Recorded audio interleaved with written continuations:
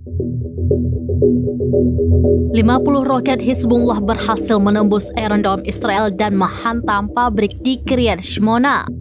Akibatnya pabrik IDF itu hancur lebur dan terbakar hebat. Warga pun panik hingga berlarian berupaya memadamkan api menggunakan selang kecil.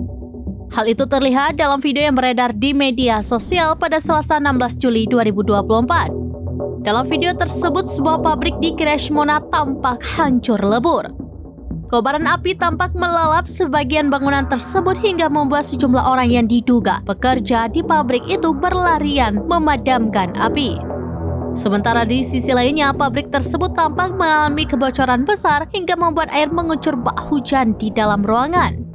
Dilansir dari Al-Mayadin, kerusakan tersebut terjadi setelah Hizbullah menembakkan setidaknya 50 roket ke wilayah Kiryat Shmona.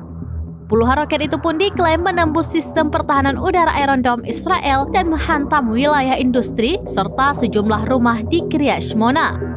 Hizbullah menekankan bahwa serangan itu merupakan respon atas pembantaian IDF di selatan Lebanon beberapa waktu lalu.